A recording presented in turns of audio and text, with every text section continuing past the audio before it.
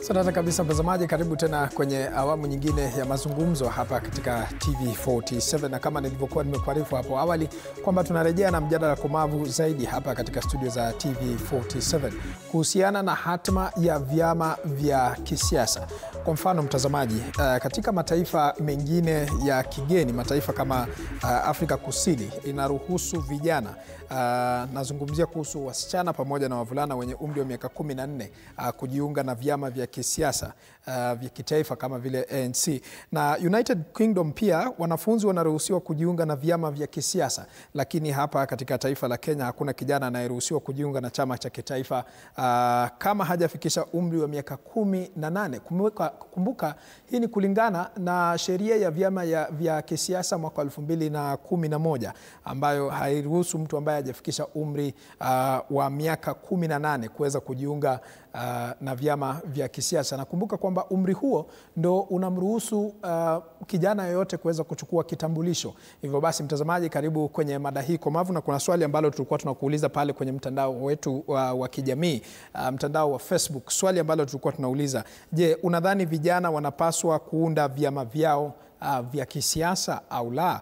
Nitakuwa nazidi kusoma harafa hapa studioni, lakini kumbuka tayari wageni wameshafika hapa studioni, na ambapo nitakuwa nawahusisha katika mada hii komavu ambayo tutakuwa tunaendelea nayo hapa studioni. Na pia nawe ukiwa pale nyumbani mtazamaji, unaweza ukachangia mada kupitia kwenye nambari yetu ya simu ambayo inapatikana pale chini kwenye runinga yako, na nitakuwa nasoma maoni yako na kukuhusisha katika mada hii komavu. Wageni ambao tayari wameshafika hapa studioni, labda kuwatambulisha tu kabla wengine hawajajiunga nasi hapo mwendo wa baadaye. Ambaye ameketi karibu nami hapa anafahamika kama Vitalis Nyongesa, ambaye ni kiongozi wa vijana, na ambaye ameketi karibu naye anafahamika kama Chelangat Anastasia, ambaye ni aliyekuwa naibu katibu mkuu Kueso ama Kweaso.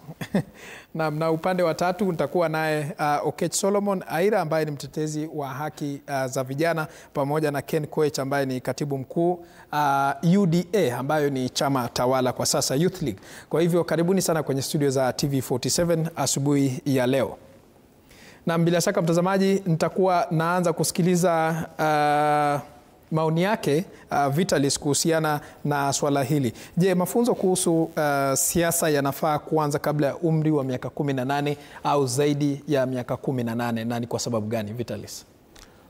Kwangu mimi naona ni umuhimu kuanza kwa miaka 18. Kwa sababu kwa miaka 18 mtu atakuwa amekomaa kiakili na anajielewa. Kama katiba yetu ya Kenya inaruhusu mtu ashike kitambulisho cha taifa akiwa na miaka 18.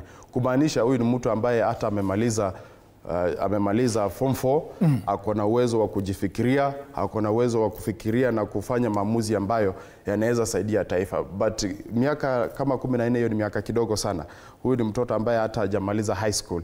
At least Kenya ukimaliza high school unaweza simama hata kiti cha UMCA, kwa vile katiba inakubali mtu asimame kiti kama hiyo. Sasa mimi nashirikiana na ambao wanasema miaka 18 ndio miaka mzuri ambayo mtu anaweza jiingiza katika kisiasa. Na je, unaunga mkono hili swala la vijana kuanzisha vyama vyao vya kisiasa, na wataweza kumanage? Naunga mkono sana vijana waweze kuamsha vyama vyao vya kisiasa, kwa sababu chama ambazo zina exist kwa sasa hazipatii vijana nafasi ya kujieleza, haipatii vijana nafasi ya kusimama kwa hizo positions zenye wanataka kuwania, kama ubunge, kama ugavana ama useneta. Kwa hivyo mimi naunga jambo ya kuwa vijana inafaa waamshe chama zao, na vijana inafaa wasimame pamoja. Shida ambayo inashika vijana hawezi kuwa na chama ambacho kinaweza kisimama ni kwa sababu ya fedha. Kwa sababu siasa ya Kenya, kama hauna pesa kufanya siasa ya Kenya ama kukuwa na chama ni kazi ngumu sana. But kulingana na siasa ya Kenya venye iko sasa hivi, vijana wanaweza kuwa pamoja, washikane, waform chama yao na wakue katika uongozi pia. Naunga vijana wasikuwe na chama zao. Naam, asante sana kwa mchango huo. Chelangat, sijui kama una maoni tofauti kuhusiana na swala hili, sababu tumeona mataifa kama United Kingdom na South Africa wakipunguza umri huo. Shukran. Ningependa kuunga mkono kusema katika umri wa miaka 18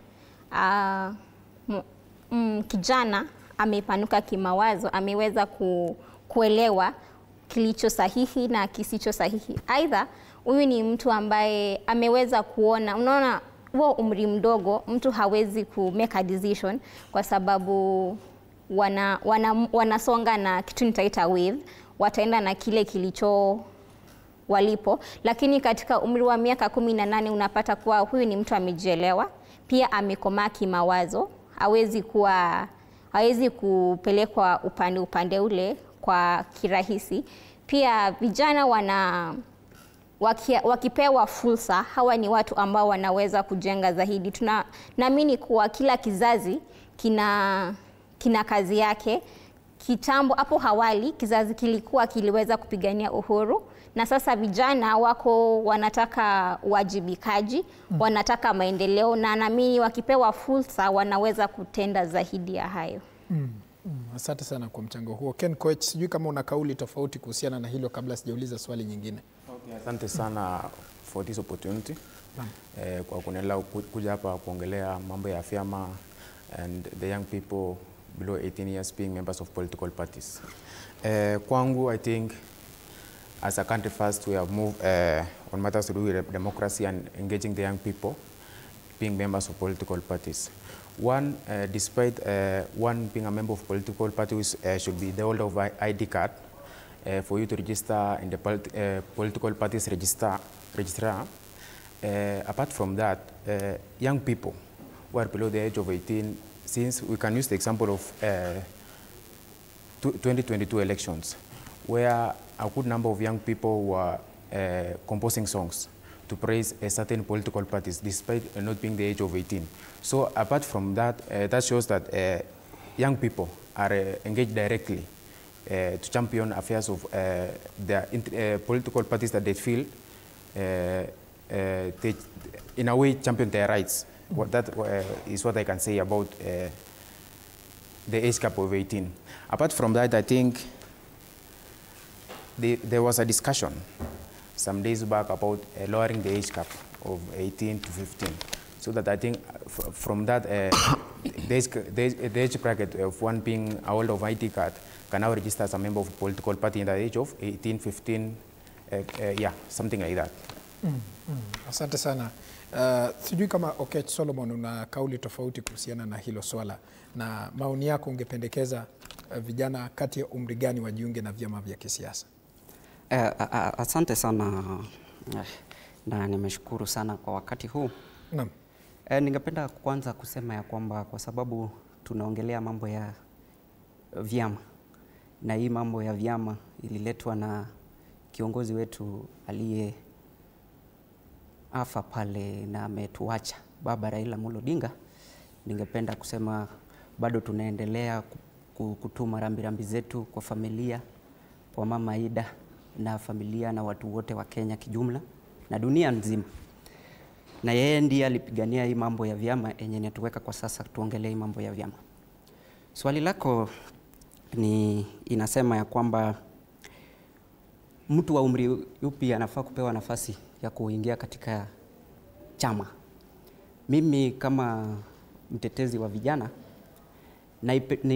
naiona ya kwamba ukiangalia, hata umeongelea Afrika Kusini. Afrika Kusini kuna EFF ile ya Malema, Economic the Fighters Party. Hiyo ilitengenezwa na vijana.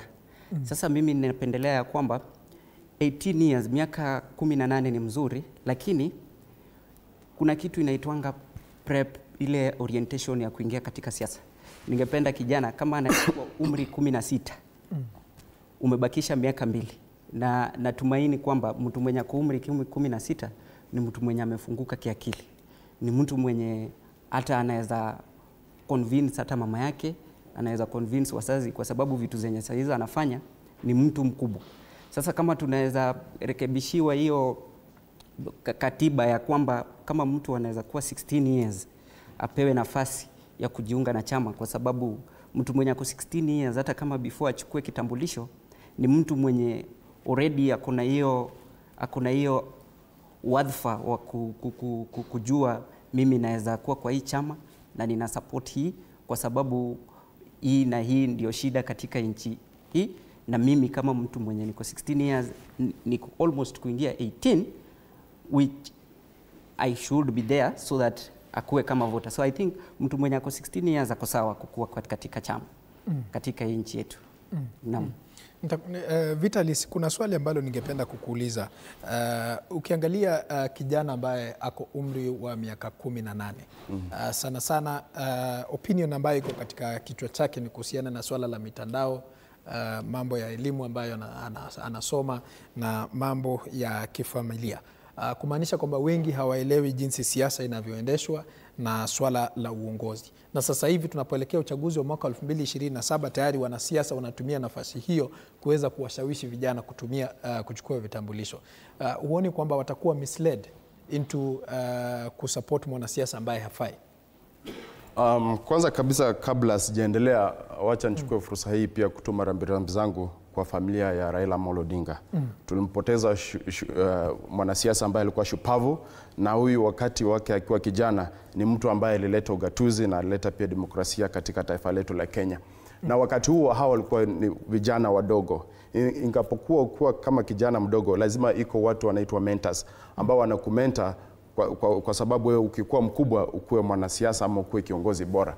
Sasa tunavyoelekea kwa uongozi wa 2027, uchaguzi ambao unakuja hapa mbeleni, mimi nasema vijana hawa hawatapotozwa. Wakati huu si wakati wa kitambo. Vijana wa sasa wameelimika na pia wako na maarifa na wanajua nini wanataka. Ukiona kama mwaka wa 2023 wakati tulikuwa na ile finance bill demonstration, ni vijana wa hiyo umri ambao wanasema miaka 18 hadi miaka 22 ndio walioongoza taifa letu la Kenya kwenda kwa maandamano kusema hii finance bill hatuhitaji. Sasa sioni ya kuwa wale wanasiasa ambao wamebobea ama wanasiasa ambao wako na umri zaidi wa vijana wataweza kuwashawishi wafanye ama waende kwa kitu ambayo si sahihi. Natumai vijana mwaka wa 2027 watachagua viongozi bora na si kiongozi yeyote. So mimi kwangu nasema vijana sasa hivi wako na elimu na wako na maarifa ya kuchagua kiongozi bora. Chalangat, una wazo tofauti kuhusiana na hilo? Unadhani kwamba umri kati ya miaka 18 mpaka 22 inamwezesha kijana kuweza kuelewa kwa undani kuhusiana na siasa na historia ambayo taifa hili imekuwa nalo? Naam, nasema vijana katika huo umri wameweza kwanza sasa katika taifa letu tunaona there has been growth among the young people, na tunaona wameweza kujifahamu, wanajua ni nini tunakitakia taifa letu, na tunaona kuwa vijana wameweza kujitokeza, wanajaribu kutafuta kusikizwa, na katika huo umri nasema kuwa vijana hakika wanajifahamu na wana uwezo bora wa kuchagua kiongozi bora, na tunajua kuwa takriban 70-75 ni vijana, na hawa ndio watu ambao wana uwezo wa kubadilisha taifa letu. Hapo awali tuliona kuwa the Gen Z protest, hao ni vijana wadogo, na tukiona wanapigania haki, hawakuwa tu wanasema ama wanaenda pale streets, they were demonstrating, fighting for their rights. So I believe wameweza kujielewa na wanatafuta the right thing. Kumaanisha kwamba hauamini kwamba huenda kukawa na mgawanyiko wa kura za Gen Z? Naamini kuwa kwa sasa vijana wamekuwa sauti moja, tukielewa kuwa what exactly do we want. We are striving for a change. We are not striving to just be puppets, but we are striving to find something better for us and for our nation. So ile ambapo tunaona kuwa baadhi ya vijana ambao walikuwa wamejitokeza hapo awali walikuja wakawa vibaraka na barakala, ilhali kama vijana tunajitokeza kimoja na tunajaribu kufind in solidarity we are fighting for the betterment of us, the generations that are coming after us and for our nation. Tatizo kubwa ambayo imekuwa ikisumbua vijana katika vyama vya kisiasa imekuwa ni nini hasa kulingana na mtazamo wako? Kulingana na mtazamo wangu ningesema changamoto kuu ambayo tunapatana nayo kama vijana katika hivi vyama, unapata kuwa vijana hawapewi hiyo fursa. Tukiona baadhi ya vyama vilivyoko mjini ningesema it's just being run by a few people, and the young people are not really getting that chance to voice. They are not getting that chance to bring out whatever they have. Pia kuna changamoto ya kifedha. Unaona kwa vijana hawawezi kujisimamia. Hata wakijaribu tunaona kuwa there is that challenge of finances. Yeah. Naam, asante sana kwa kauli hiyo. Wacha nisikilize kauli yake Ken Koech kuhusiana na hili swala la iwapo kura ya Gen Z ifikapo mwaka 2027 itagawanyika na itagawanyika kwa misingi gani hasa? Okay, concerning that question, I think kura ya Gen Z first, the current politicians have come directly engaging the young people, wanting to sway and show them they are there. They can follow their path. No. One, I can say, for instance, the leader for the DCP, Rigathi Gachagua, was the former immediate deputy president of this republic, where he formed a party by the name Democratic Citizen Party. And I think last week or the other week, he was telling his people in Mount Kenya that don't vote for me, people who are not educated, who have no knowledge, who have, they can handle some bills or documents in the legislature. That directly tells you that this guy is reaching out to the young people, his people, telling his people that the right people to be voted in and to be supported and who should follow me are the young people. Since these are the mostly educated currently, they have gone to school compared to the other generations. That's concerning one way of dividing the young people. Secondly, you have seen a good number of politicians currently talking issue based on the young people.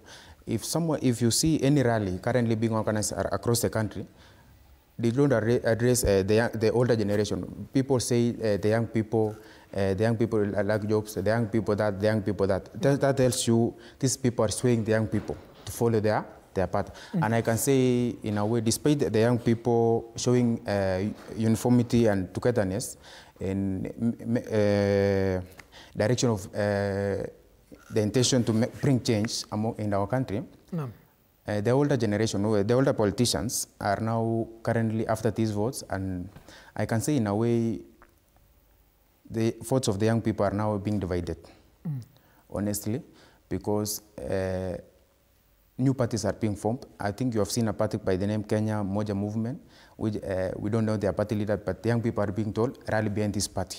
We have seen another party called DAP being selling the agenda to young people, saying these are the position we have for you, champion and rally behind this party. That tells you we are already divided in a way. But I want to add the young people, let's unite and let's see where our own interests are being served, which I believe is the United Democratic Party, UDA. Ken Koech, na hapo awali umesema kwamba umri wa miaka 18 ni bora zaidi kwa sababu mtu atakuwa amekomaa. Yeah. Lakini mbona unahisi vijana hawa wanakuwa divided? Ni kutoelewa siasa na uongozi ama sera ya vyama ama matatizo iko wapi? Okay, the reason as why I'm saying the young people are being divided despite being knowledgeable on ETC. For politics, to engage in politics directly, one, you must be financially stable, which the young people, that's our problem, honestly, because we don't have the resources to run across the country, mobilizing our fellow youths, telling them this is the right person. This is the right person to champion our rights, to champion mothers to do employment, housing, etc. And I think the main problem is the education, financial problem. Yeah. Hiyo ndio inasababisha wanagawanyika. Yeah, that's because I think, for instance, I can organize a rally, maybe in Nairobi, and I tell the youths, I will come and give you maybe a reimbursement of 1,000 or 15,000. Automatically they will come because they will getting something back. Yeah. Okay, Solomon, umesikiliza wazo la Ken Koech hapo akizungumza. Sijui kama una mawazo tofauti kuhusiana na hilo kwamba swala ambalo linasababisha vijana kugawanyika ni finance, lakini wanaelewa siasa na uongozi. Nina mawazo tofauti na ndugu yangu Ken Koech, kwa sababu hatuwezi sema swala ni fedha. Naweza sema swala ni elimu ya uraia. Kwa kizungu tunasema civic education. Swala si fedha. Sisi kama youth tunafikiria kila kitu ni fedha. Hatutaki kuamka na kufanya jitihada kwa sababu tunafikiria bila fedha hatuwezi fanya moja mbili, bila fedha siwezi hata weka kamkunji ya watu kaa 20. Kitu yenye mimi najua ni elimu ya uraia, civic education ndio shida. Sisi kama vijana ni kazi wetu na ni jukumu letu kama vijana kukaa chini na kukaa pamoja ili tupeane civic education kwa vijana wengine wadogo kama wao wa umri wa miaka 18 wenye hawajakomaa bado kisiasa. Tukiwaambia ya kwamba ni jukumu lako kupigia kura, kwanza ni jukumu lako la kuchukua kura. Naam. Ya pili ni jukumu lako kujitokeza kupiga kura. Naam. La tatu ni jukumu lako kulinda hii kura. Na la nne, before ufanye hizi zote, tukuangalia ni kiongozi yupi ama ni chama kipi kinapendekeza interest zako. Si ati mtu anakuja na maneno za kusawishi alafu baadaye anapotea. Sasa mimi ningependa kusema ni vijana tu tukae chini, tutoke nje. For example, mimi kama mtetezi wa vijana nimekuwa nikitembea kwa mashule. Dina kitu inaitwa campus tour ili kufanya elimu ya uraia, kuongea na vijana, kuambia umuhimu wa kuchukua kura. Mbona usiende kuchukua kura? Kwa sababu tunaona Kenya tuna target ya 6.3 million for voter registration. Lakini unapata vijana hatujaenda kuchukua kura. Sasa hii wenye washachukua kura ni 90,000 peke yake. Sasa ni civic education ndio tumekosa. Juu kama tunasema fedha kutoka hapa hadi kwenye kituo cha kujisajili kama mpiga kura inahitaji fedha. Haihitaji fedha. Inahitaji tu kijana kuambiwa, kuelezwa umuhimu wa kupiga hiyo kura na ni impact gani italeta kwa maisha yake. Najua fedha tunahitaji. Hatuwezi downplay. Kwanza kwa hii Kenya yenye tunaishi. Hii Kenya tunaishi, fedha ndio kila kitu. Lakini hii nataka kusema kwa Kiingereza. If we want change, there is no change if money is exchanging hands. Kwa sababu mimi nikikuja niwapee fedha hiyo 15,000 ama 2,000 ya kukua ili nikuje niongee na nyinyi, alafu baadaye mnipigie kura na kuambia nikiingia pale kwenye bunge, hizo pesa za NGCDF nitakula, sitapea wananchi, nitakula. Mbona? I eat them because nilishawalipa ili bunieke kwa hiyo uongozi. Sasa tunataka viongozi wenye si wameingia pale juu ya fedha, lakini wameingia pale juu ya wanahitaji kuhudumia wananchi. Lakini hii inaweza tu peanwa kama sisi vijana wenye tuko hapa juu, kwa sababu sasa hii una vijana wengi they are looking up to us. Sasa tukiwaambia mambo ya fedha, unajua hata watashangaa sasa, kama sina pesa basi siwezi simama. So lakini si pesa, ni kukuwa na hiyo charisma, kukuwa na hiyo, siwezi sema kwa Kiswahili kwa sababu mimi ni mtu wa Homabay, kukuwa na hiyo charisma, kukuwa na hiyo nguvu ya kuongea na watu, kuambia watu nyinyi bana tuchukue kura hivi na hivi. Kwa sababu sasa nishatembea university tatu.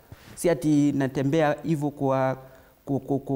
kwa fedha, lakini naenda pale na wakusanya, naongea nao, tukimaliza naona turnout iko mzuri. Sasa ni mambo na kuongea na raia. Juu hata nikimalizia, unajua tuko 70 to 75% youth.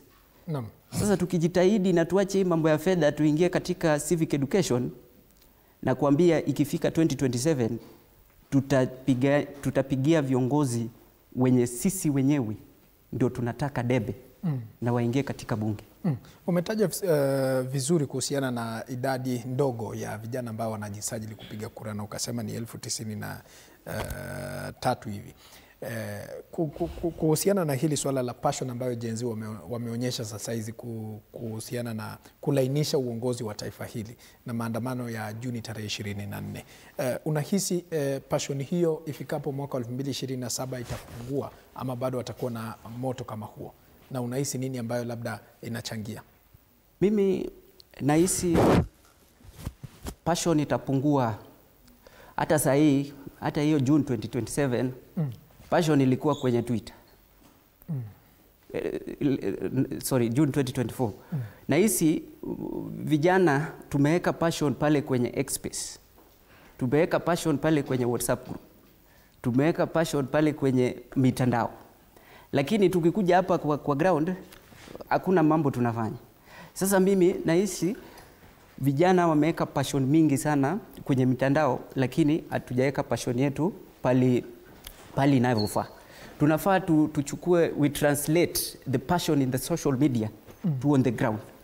Kwa sababu hiyo passion kama iko hata kura sahi wengi sana wangekuwa wamechukua.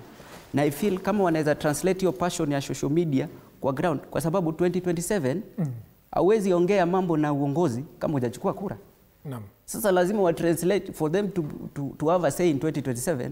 Lazima saa hii waanze na kuchukua kura kwanza ndio hiyo passion ikue hiyo 2027, kwa sababu kama hamna numbers 2027 nyinyi ni kelele tupu. Maybe Koech na mimi tukikaa chini tutaongea tuweke pesa kidogo, sasa nyinyi mkue goons. Yes. Asante sana kwa kauli hiyo. Vitalis, umesikiliza vizuri hapa Kate Solomon akisema kwamba kuna baadhi ya vijana huenda wakajitenga mwaka 2027. Na kuna swala ambalo Ken Koech pia ametaja hapa kuhusiana na baadhi ya watu ambao wanafungua vyama vya kisiasa na kuteka advantage ya Gen Z, kumaanisha kwamba huenda kukawa na mgawanyiko mwaka 2027. Kabla ni jibu swali lako, nataka kutokubaliana na wazo la Ken Koech, katibu mkuu wa chama cha UDA.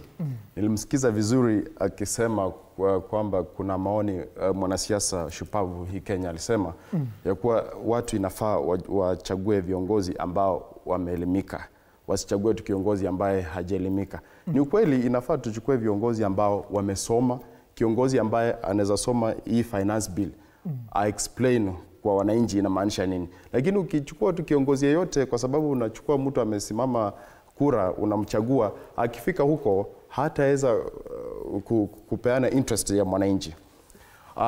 Kuja kwa swali lako sasa, kuja mwaka wa 2027 vijana watakuwa wamechanganyika ama wako in different places. Vijana watapiga kura kwa kauli moja na watachagua viongozi bora wala si bora kiongozi. Lakini sasa hivi wamejiandikisha katika vyama ambavyo vingine hata havijulikani. Hizi chama ambazo vijana wameregister kukuja mwaka 2027, Kiswahili ni lugha ngumu lakini najaribu. Nasema hao vijana wacha waregister kwa hizi chama ambazo hazijulikani, kwa sababu chama ambazo zinajulikana kama chama cha ODM imekuwa kwa uongozi kwa miaka 20. Ni chama ya kitambo sana, that's why inajulikana.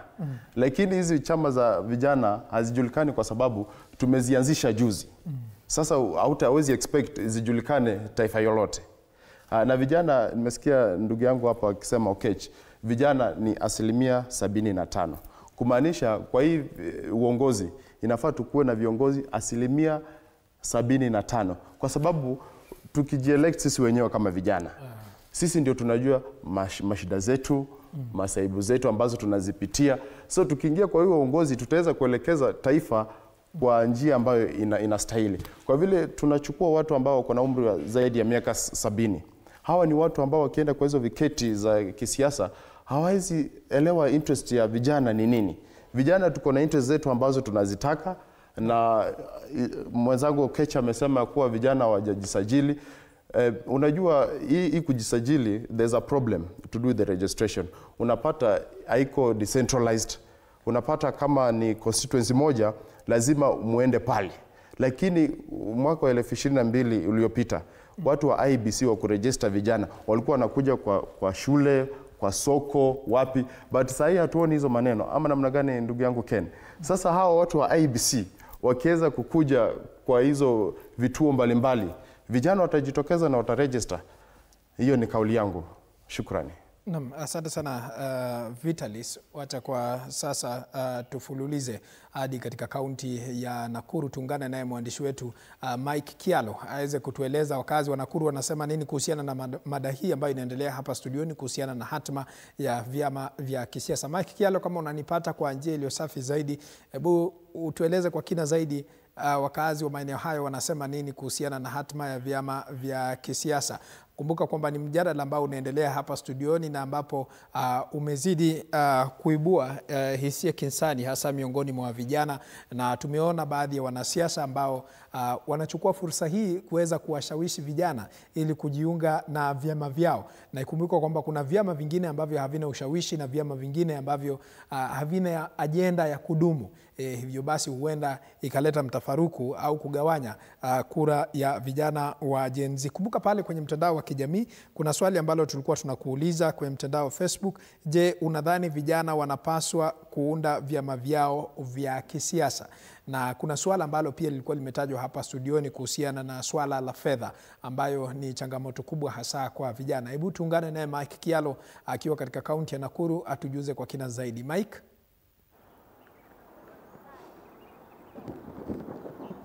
Asante sana Kirobi ukiwa studioni, na kwa namna hiyo basi ninao vijana ambao pia wanahusisha wakazi wa jiji hili ambao watakuwa wananipatia tathmini yao kuhusiana na swala zima, na moja kwa moja kama nitawahusisha pengine wewe kama kijana na mkazi wa jiji hili la Nakuru, mpaka sasa unadhani hatima ya vyama vya siasa hapa nchini ni gani? Vinashughulikia maslahi ya Wakenya? Kwa majina naitwa Elena Aseyo. Kwangu sioni kama vyama hivi vinashughulikia, kwa maana si kwa mara moja tumekuwa tukiona hivi vyama vinaweka interest yao. Viongozi wanaweka interest yao mbele, wanasahau interest ya wananchi. Nikikupa mfano, nakupa mfano na the finance bill. Kwa maana raia walikuwa hawaitaki, lakini unaona viongozi wakakuja wakaungana pamoja na wakasema wanaipitisha, ikawa ni kinyume cha maoni yetu sisi so it's not working. Pengine ni kitu gani ambacho kinafaa kufanywa? Wanatakana warudi mashinani kwanza kama viongozi, alafu wawe tukue na one-on-one conversations nao ili waweze kutuelewa. Tuwaambia kwamba tuna shida hii na tunahitaji solution ni kitu kama hii, tuna discuss nao ili wanapoenda kule mbele wanaenda kurepresent interests zetu, kwa maana at the end of it all hizi political parties zote zikija pamoja zinakuja kwa manufaa yetu wananchi. Sasa tukiwa na hiyo one-on-one conversation nayo inakuwa ni muhimu, lakini ukikaa Nairobi ama ukikaa kwa ofisi zenu kubwa kubwa alafu unatarajia kuturepresent sisi ambaye hujakuja na kujua tunafinyika wapi na tuko sawa wapi, pia inakuwa ni vigumu. Na asante sana. Kama nitamhusisha mwingine Kirobi, matakwa makubwa zaidi na yaliyokuwa maombi ya Raila Odinga ni kuidhinishwaji wa vyama vingi vya kisiasa humu nchini ili kuidhinisha demokrasia. Paka sasa hii uwepo wa vyama vingi nchini unadhani kuwa vimesaidia kueneza demokrasia? Kwa kweli mimi nasema kwanza jina langu ni Muna Mwinyi kutoka Nakuru. Mimi ndasema kuwa na vyama vingi hazijasaidia demokrasia, lakini tukipata uongozi bora ndio ambayo kwamba itatusaidia sisi kama wananchi kupata demokrasia ambayo kwamba itatupatia sisi kama wananchi na pia nchi iendelee kudevelop zaidi. So hatuangali kuhusu ni vyama ngapi ambazo kwamba tuko nazo kama Kenya, lakini je, tuko na uongozi bora katika nchi yetu? Pengine kigezo cha uongozi bora hapa nchini tunazungumzia nini na nini?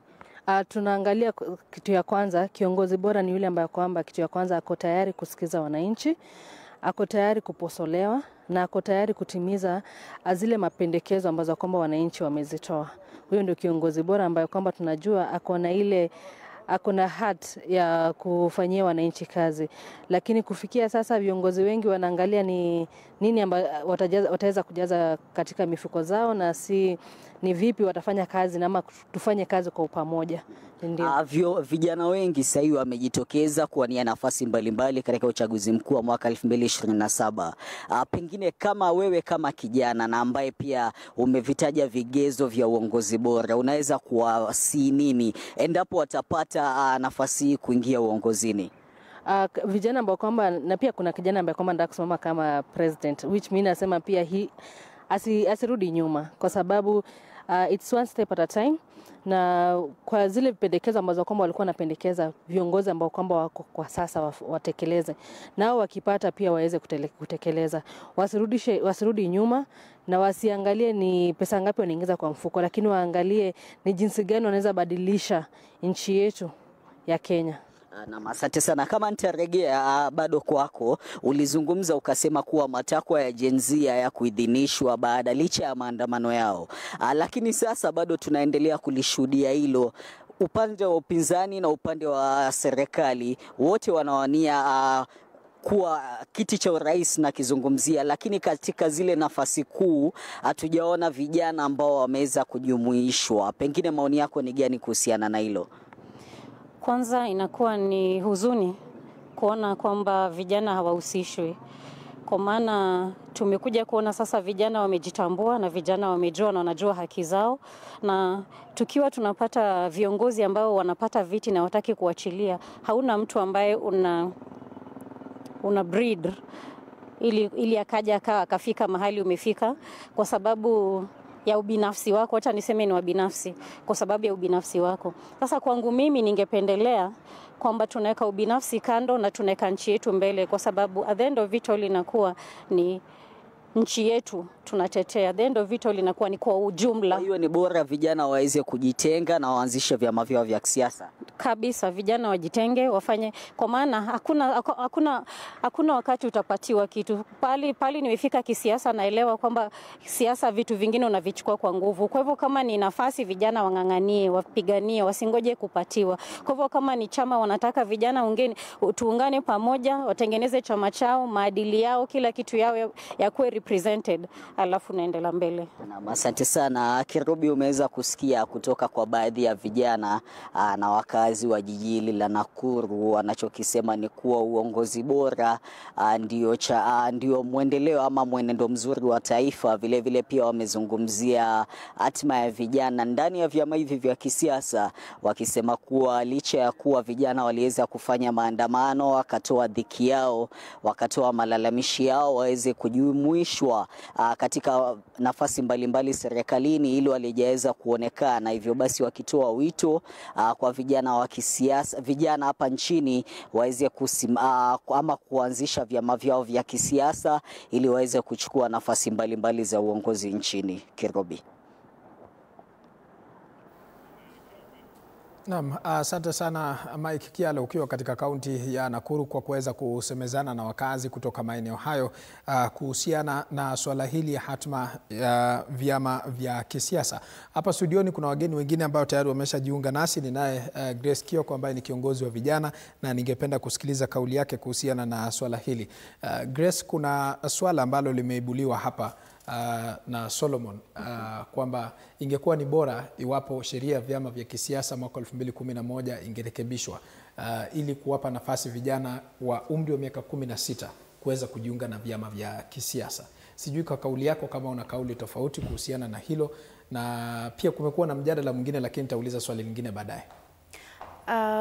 Asante mwanzo, asante kwa fursa hii. Kiswahili ni ngumu kidogo, lakini tutajaribu. Kwa maoni yangu naona mwanzo, I think whatever mmoja wetu pale Wanakuru amesema, I think I totally agree with whatever she said. Amesema we need to have our own political parties, which is very important. You see, youths have fresh ideas, fresh perspectives, and I think hiyo ndio inahitajika kwa serikali ya sasa. I will give an example. I think he's not here, but Ken Babu is now an MP, right? Someone like that will bring fresh ideas into the political arena.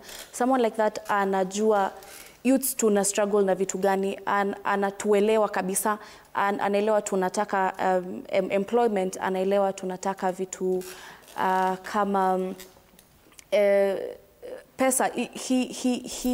He's very well versed with what youth needs. So I think having our own political parties is very important.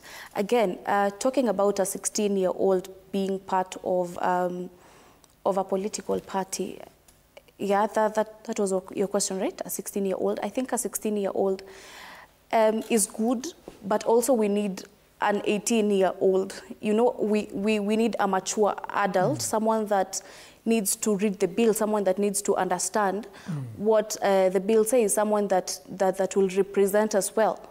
We need we need someone that can go to forums and speak for us confidently, you know. So yeah, I think we need a very young, mature adult, one that is well mentored, one that is well educated. Yeah. Lakini mbona wanasiasa na hasa msimu huu wakati ambapo tunaelekea uchaguzi wa 2027 tumeona vijana ambao wengi ni wachanga wanajiunga na vyama vya kisiasa, vingine hata havina umaarufu na vingine hata havijulikani. Unahisi ni sababu ya wewe kufanya maamuzi hayo ni swala la fedha, ama kuna machangamoto mengine hawaelewi kuhusiana na agenda na goals na objective ya political parties? Okay, now let me say this. Most young people are frustrated. Yeah, there was this question of why should we join? Are we interested in politics, or are we frustrated? So I think most youths are very interested, and at the same time we are frustrated. We are tukona machungu, let me say that. We've seen young people go to school na hakuna kazi. We've seen young people invest in themselves, and yet there is no evidence of growth. You know, I think it is an error. I think it is not supposed to be that way. And about elections, when we check the number of youths that have been registered as voters, very few, right? As compared to the other election times. Why? Because we're frustrated. We're like, if we elect, and then what next for us as a generation? So I think it is a matter of us being frustrated and us feeling like we've sat enough kwa hizi tables. We've talked enough about it. But what is being done? Implementation iko wapi? Hakuna. You know, we've talked about jobs. We've talked about us having funds to start up a business. We've talked about having funds to start up a political party. Funds ziko wapi? Hakuna. You see, so I think youths are frustrated. It's that we're not hard, and if we are not hard, there's no implementation. Yeah. Naam, asante sana kwa mchango huu Grace. Masese Mukua, iwapo mtaala wa sasa wa competency based education ina uwezo wa kufunza swala la environmental conservation, kufunza swala la entrepreneurship, mbona iwe ni vigumu kwa serikali kuhusisha swala la uongozi na siasa katika mtaala? Asante sana. Kwanza niombe radhi, nimefika kama nimechelewa. Mimi naona si ngumu na inafanyika. Ukiangalia historia, wakati ambapo kidogo kitambo, hata wewe ukiwa shule, yule ambaye alikuwa head boy alikuwa anachaguliwa na mwalimu tu. Prefect anachaguliwa na walimu.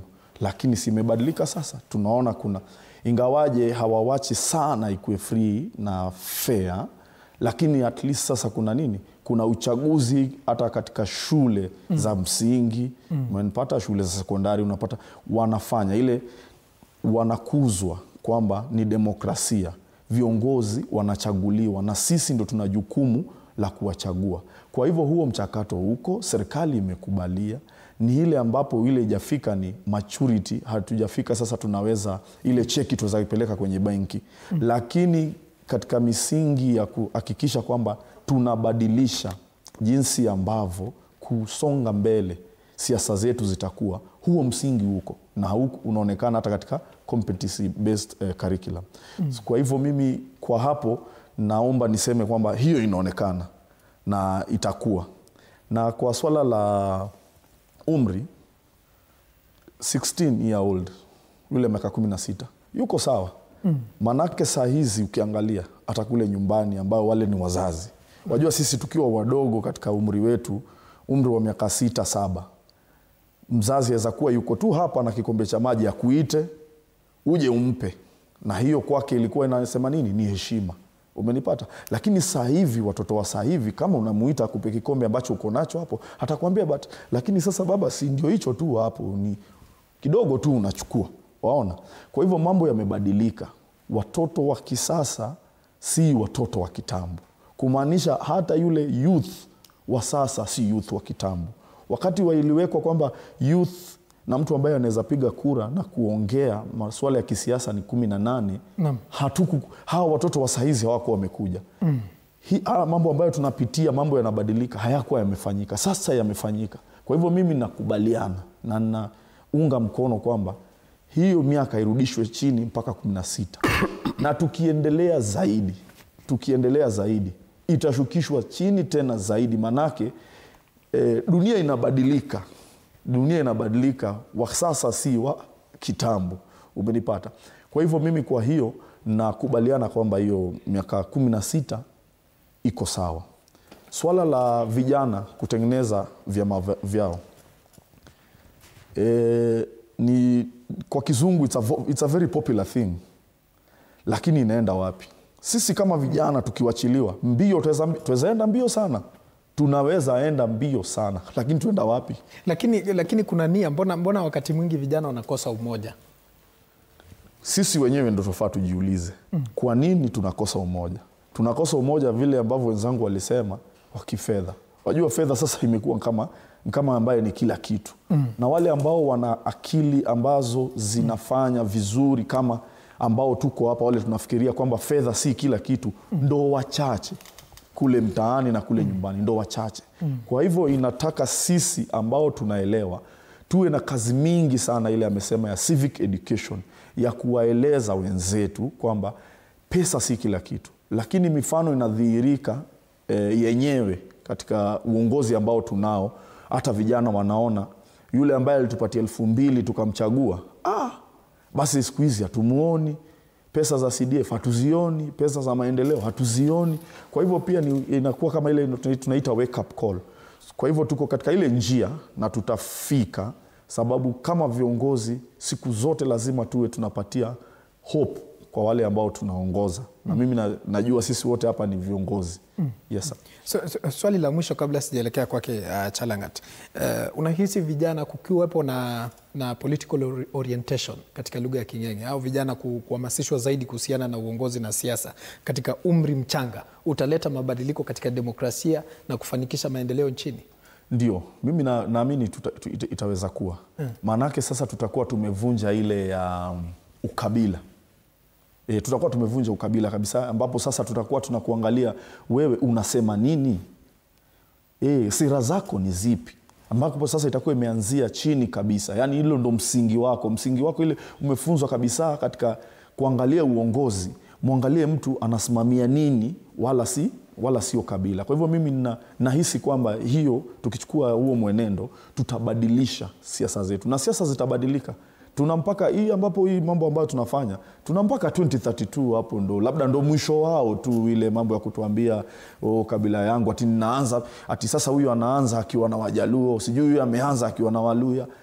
Baada ya 2032 hiyo tutakuwa tumemaliza kitambo sana. Manako sisi sasa ambao tuko hapa studioni tutakuwa tushachukua uongozi. Sisi ndio party leader, sisi ndio hao enigma, sisi ndio gurus, na sisi wenyewe sasa sisi mahali tuko saa hizi tumetulia tu chini, tunawasomea chini, ndio tutatake over sasa. Wakati wetu ukifika tutatake over. Kwa hivyo nothing is lost. Sisi tuna learn pole na tutachukua. Yes. Asante sana kwa mchango huo. Chalangat, tumesikiliza vizuri mkuu akizungumza hapo na kufafanua kwa undani. Ningependa kusikiliza kauli yako Chalangat, kuhusiana na hili swala la kuboreka kwa civic awareness. Unahisi kwamba civic awareness inaweza ikagrow iwapo mtu aelewi masuala ya siasa? Naamini civic awareness is very important. Once you don't know something, you'll be ignorant, and we know ignorance is a very dangerous weapon. Sasa kama we are not really aware of the politics, what is happening, tunapata kuwa vile tu walisema, tunaweza kuwa tunasonga kama vijana, lakini tunasonga wapi? Tunasonga tu kwa kuwa tunataka kusonga, ama tunasonga kwa sababu we have a vision, ama kwa sababu there is something we have an objective. Lakini kama when there is no civic education, and I think that is the main challenge that we have, tunaona kuwa vile tu watu wanakuja wakati wa when it's campaign time, they'll come, watakuja na hiyo pesa kidogo. Watu of course mashinani watafurahia, wamepata kitu kidogo, na hiyo ndio changamoto, kwa sababu tunapata kitu kidogo na hatusongi mahali. Ilhali tungekuwa tunaelewa huyu kiongozi ananipea kitu kidogo, what are his objectives, what are his interests, interests zake na zangu zinalingana, ama huyu ni kiongozi ambaye nitamchagua tu, nitampea kura kwa sababu nataka kiongozi, na kesho tunaona hakuna maendeleo. Na nadhani hiyo ndio changamoto kubwa tunayo katika nchi yetu, kwa sababu hawa viongozi tunawapata tu once wameingia huko, hatuoni maendeleo yoyote. Na naamini sisi kama vijana, it's high time we voiced out, it's high time we reach our fellow youths, let them know why are we voting. Isikuwe tuna vote tu kwa sababu it's a right ama it's an obligation. We should vote out of the change that we want to bring, and equally we should also come out. Kuna mtu amesema kuwa it doesn't just come to you, it comes when you fight for it. So sisi kama the young people, tukiamini kuwa we want to bring the change, it starts with us, it starts from within. We have to go out, go for these positions, na kwa sababu sisi ndo tunaelewa changamoto zetu, sisi ndo tunaweza kuleta hiyo change. Na naamini pia tukianza mapema kwa wale vijana wadogo waweze kuelewa zaidi what exactly is this political thing about, isikuwe tu just a title. Na naamini tukiweza kufanya hivyo, creating civic awareness, kwanza natoa, it's a challenge to us the young people. It's high time for us to reach the grassroots levels, and let's tell our fellow young people tujitokeze, we have to vote, because sisi ndio the ones to make that change. Unless hao ambao unasema wajitokeze, tumeona idadi ni ndogo ambao wamejisajili kupiga kura. Na wanasiasa wana take advantage. No maana nasema that is where civic education comes in. Unless these people are educated on the need, unless they know the importance, they will not do it. That is why sisi wenye tuko hapa kina Vitalis na wengine tunafaa kuenda pale we explain to our fellow youths, because hatutaishi tukiambiwa tu we are the leaders of tomorrow. Tomorrow imefika, unless we keep hoping tomorrow will never come. So sisi wenye kidogo tumeelewa, we are supposed to narrow down to our fellow youth. Tusikue na hiyo tunaona vijana tu wana move to na the wave. It's high time we brought the change. Asante sana. Ken Koech, sijui kama una mtazamo tofauti kuhusiana na hilo swala la civic awareness, na inaweza ikagrow namna gani, kwa sababu tayari Solomon amesema kwamba yeye anaendesha katika baadhi ya shule. Okay, I want first to agree with my brother Mugua, because he has amekuja out clearly expressing the things on the ground, how things are, and I want to agree with my fellow youth on the issue of civic awareness, because I think that's what is bringing the youth behind. That's what is making us to lag behind, majorly, and mostly not here in Nairobi but mashinani. Because if you compare the reasoning of a person here, a youth here in Nairobi and a youth here in Bomet or Kilifi or Kwale, is totally different. Because someone here in Nairobi has somehow got some exposure, he knows how things run out on matters to do with politics, policies, and etc. If you interact with someone at a rural home in Mashinani there, something can come out of his mind. If you tell someone that, for instance, I'm going to be running, for instance, in Mgwen constituency parliamentary seat, he'll see you and tell you, you are still young. Do you have resources? And etc. Because this person sees you first, do you have something to give me? If my competitor, maybe Jelagat here, say that she's running and akuna some resources, the number of young people who will follow him, despite her lacking ideologies, her lacking policies, and ideas to make his constituency or reward to prosper, the young people will still rally behind him, behind her because of the resources, and they will disown me because of a lack of that resources. That's what I can say. We need to engage the young people on civic education matters to do with politics and its importance, because I can also say that the young people, majorly they don't know what's the importance of politics. They just see it as positions. They don't know the influence that it has and the impact that it has also in our lives. Yeah. Kumaanisha hiyo ndio inafanya wanasiasa wana take advantage ya vijana. Majorly that's the reason. Yeah. Solomon, una kauli tofauti kuhusiana na swala la civic awareness? Jinsi nilivyosema awali, civic awareness ni sisi kuchukua hiyo jitihada na kwenda kuongea na watu Na civic awareness inaweza ikagrow bila mtu kufahamu kuhusu siasa. Sasa hadi sisi tunafahamu siasa, kwa Echa nafahamu siasa hapa, Chelagat anafahamu siasa, Vitalis anafahamu siasa. Sasa ndio maana anasema ni sisi hadi Kioko kuenda pale kuongea na wale watu wenye sasa wafahamu siasa. Jana nikiwa naongea na comrades wa University of Nairobi, jana usiku nikifanya hiyo civic awareness, wengine watu hawakuwa wanajua hadi kuna kubadilisha kura. For example, kama ushapiga kura kwa like usha register ku vote Nairobi, is there a way you can change your vote to mashinani? Wengine hawakuwa wanajua hiyo. So because I was on board, hiyo sasa inatupea hiyo civic awareness. Inapea like it gives the youths a time to now understand politics and how it works and how it evolves. It is the duty, ni jukumu la hawa kukaa chini na hawa wenye waelewi kuparambulate. Sisi tumeisoma na tu dissect na tupea watu. It is our duty sasa kama watu wakubwa. Sisi mimi naweza sema sisi ndio watu wakubwa. Sisi ni kama wazazi. Hatuwezi tena lilia watoto hakuna chakula. Itabidi tujitahidi hiyo chakula ikuwe kwa watoto. Sasa mimi kama sielewi, itabidi niamke saa 10 ya usiku, niingie town, nichukue gazeti nisome. Nikuje ni watch news hapa TV47 niweze kuelewa vijana wangu wanasema nini kuhusu siasa ya saa hii. Ndio niende pale kwa ground nikiwa niko nafahamu, na pia nimefanya research yangu hapa na pale. Tuko na mitandao, kuna pahali pengi ya kufanya research. Kuna Twitter, though kuna watu wenye wanaongea tu chunk of lies, kwanza wenye wanapiga government, na pia bado kuna hii ChatGPT yenye vijana wanatumia vibaya. So you can use hizo platforms kusoma, kuweza kujiongeza, kujielimisha. Ndio hata ukienda kuongea na vijana pale mashinani, wanaelewa huyu ni tofauti na sisi na tunafaa kumsikiza. Na wakati yenye wamekuona we ni tofauti na wao na wanakusikiza, next time hata ukiita mkutano watajitokeza kwa wengi. Kama Saturday hata nitaita TV47 wakuje waone hiyo mkutano, itakuwa kubwa sana. Sasa ni sisi ndio tuweze kujitahidi kwanza, tusome na tuelewe ni nini inaendelea katika nchi yetu ya Kenya kama viongozi, ndio tuweze kufika pale kwa ground. Usiende we pia pale na rumors ukae kaa wao. We kuwa na fact kwenye mkono. Unaongea fact, ndio hata ukiulizwa swali unaweza ijibu. La pili, nikitoka kwa hiyo swala yako, ningependa kuongeza vitu moja ama mbili. Kwa sababu mimi ni mwanasiasa.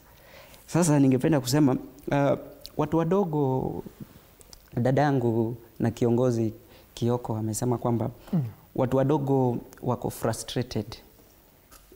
Ningependa kusema watu wadogo ndio wako frustrated. Lakini mbona wako frustrated? Mimi kama kiongozi na mtetezi wa vijana na feel ya kwamba watu wadogo wana mashida, wanajua kuleta mashida, lakini hawana solutions. Hawana solutions hata kidogo. Hata hii mambo ya tunataka kutengeneza chama ya vijana, Morara Kebasi walijaribu, ametukula pesa kidogo kidogo, akageuka yeye ni mgonjwa na pesa imeenda. Sasa sisi kama hayo ni madai tu, kwa sababu haikuonekana kwamba alikula pesa. But alikula. Sasa tumejaribu hadi kutengeneza chama hiyo ya inject, lakini ilienda wapi? Ndugu wetu mkuu alisema tunaweza kimbia, lakini hatujui pale tunaenda. Tulitengeneza inject, tumeimbia inject, kumbe inject tuna inject pesa na ina inject kwa mwili. Sasa yezi hata kukuja kwa wananchi. Sasa we are frustrated because we have a lot of problems but we don't have solutions. Tungependa hata ukiekwa kwa meza. Najua vijana wengi tunapata nafasi ya kusalimiana na hawa viongozi wakubwa kubwa. Utapata kijana anapinga kiongozi, anampinga kwa Twitter wapi, lakini akipata nafasi ya kukaa na huyo kiongozi mwenye ako miaka hata 80, akae na yeye chini, meno iko nje. Wewe tu haiwezi mwambia ile ukweli ile alikuwa akisema pale kwenye mitandao. Sasa vijana pia tukipewa nafasi ya kukutana na hao viongozi, zile mashida usione ile 2000 ama 5000 yenye utatoka nayo hapo. Zile mashida umekuwa ukizisema pale kwenye mitandao. Mbona usizisema hiyo wakati umwambie pale kwenye mashinani tulichukua yule nani kama mjumbe wetu, lakini hafanyi kazi. Naam. Lakini wewe kama katibu CS ama PS ama nini, tunakuona kama mkubwa wetu. Unaweza enda ukae na yeye chini, uongee na yeye, umwambie wananchi wanataka hii, na mimi kama ungenitaka pia niingie kwa hiyo mkondo wa kukusaidia kuleta vijana pamoja wakutane na wewe. Ndio hata wewe pia uweze kuelimisha. Hiyo sasa unaona unaleta solutions kwa problems zenye tuko nazo. Ya mwisho tafadhali tu. Ningependa kukubaliana na watu wa Nakuru. Watu wa Nakuru wanasema kitu mzuri sana. Wanasema ya kwamba wanataka chama yenye inasikiza watu pale chini. Lakini hizi machama zetu za saa hii, chama kama hizi machama zingine sitaki kuzitaja, kuna mavyama zingine au kazi yao ni kuenda kwa mitandao kusema ati watasign memorandum, wanataka 50% shares. Sasa mimi nataka kuambia hata hao viongozi wetu kuwa rai ya kwamba kama unataka uongozi ya Kenya, for example kukuwa president, the moment umeanza siasa ya shares, we are demoting you to a governor. Kwa sababu siasa ya shares inafaa ipigwe pale kwa governor. Juu hiyo ndio sasa inalinda niseme county ndio hata sasa ukiweka shares huko una make sure watu wa county yenu wamepata kazi 50%, mumeleta 50% kutoka county nyingine, hiyo tunaelewa. Lakini siasa ya Kenya, siasa kubwa yenye italinda hii nchi yote kutoka Northeastern kwenda hadi Busia, twenda hadi Coast, Nairobi hadi Nyanza. Hiyo ni siasa yenye tunafaa kupiga tukisema ya kwamba kuna equality. Mimi naingia na wewe katika serikali, na hiyo serikali yenye tumeingia pamoja.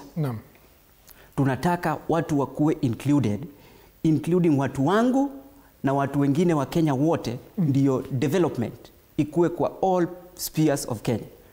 Sisi kama nitaongelea juu mimi ni Mjaluo. Sisi kama Wajaluo 207 tuliingia katika ile mkondo ya nusu mkate. Hatukuona barabara. Tuliambiwa ni nusu mkate.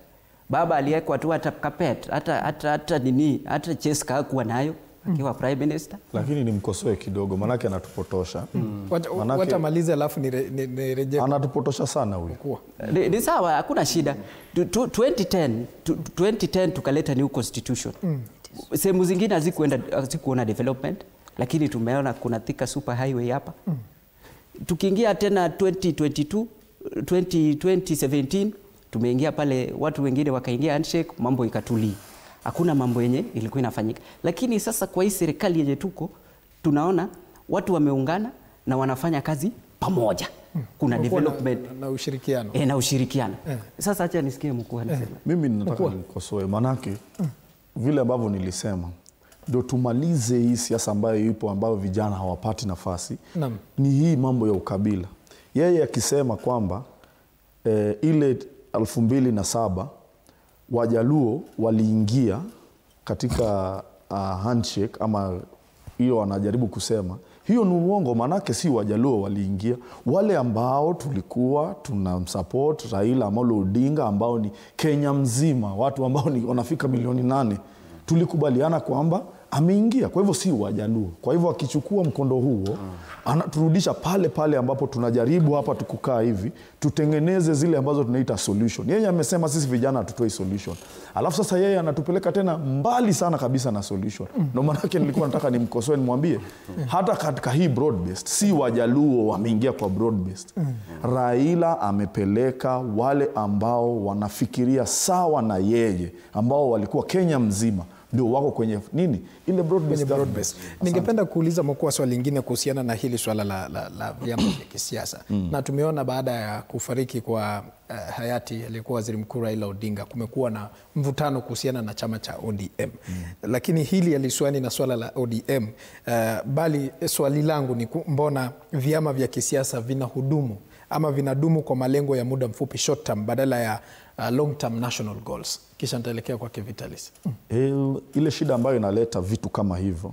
Sasa hizi mimi ni mwanachama wa ODM na I am a proud member of ODM, a life member.